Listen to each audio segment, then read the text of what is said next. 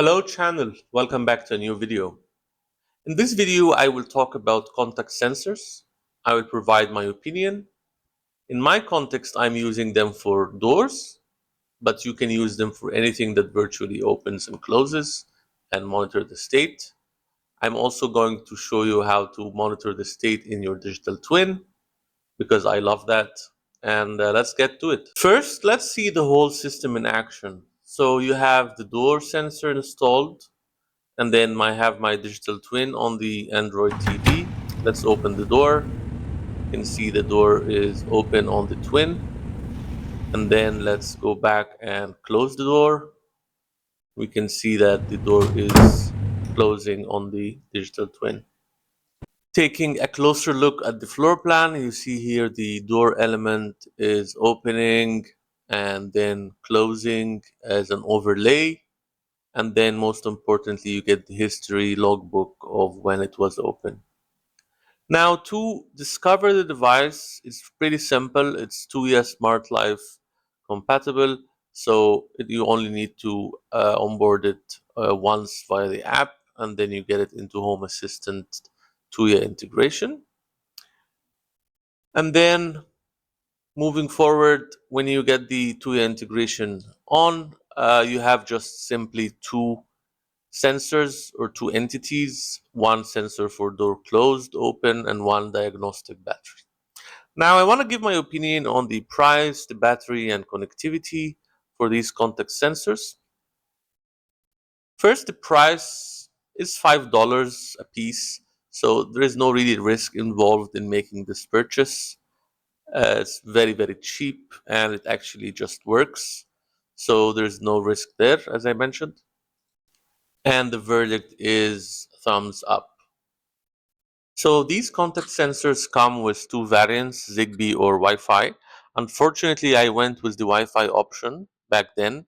It works only with 2.4 gigahertz, and you have to have your sensor pretty close to the access point. The Zigbee option is for sure a much better option for performance and latency and being local. And if you can see here, the Wi-Fi option is sporadic in its response times. Sometimes it gives a very, very fast response, as in 0 to 1 seconds. Sometimes it then takes longer to give the response, such as 7 seconds. And then sometimes it even takes more than that to reflect the response, like 22 seconds. But again, this is expected because it is based on Wi-Fi, and it is also cloud-based, so sometimes it can give you unpredictable response times. And this is why I highly recommend you invest in a Zigbee network and get the Zigbee contact sensors, which will give you local connectivity and faster response times.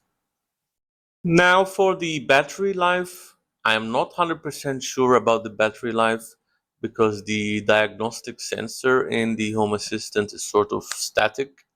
So either the battery consumption is really low or the sensor isn't accurately reflecting the battery power. If you can see here in the history of the battery sensor for both the front door and the back door, it is not really moving from 98%. So I would say it is a thumbs up. And in all cases, these batteries are pretty inexpensive, so you can easily replace them, but don't rely so much on the sensor. All right, now for part two, the digital twin part. Now I have created previously a full playlist tutorial on how to create your digital twin. I have an episode for the 3D modeling, an episode for the overlays, SVG, and an episode for the Home Assistant floor plan and YAML configuration. Be sure to check it out in the video description if you want to learn how to do it.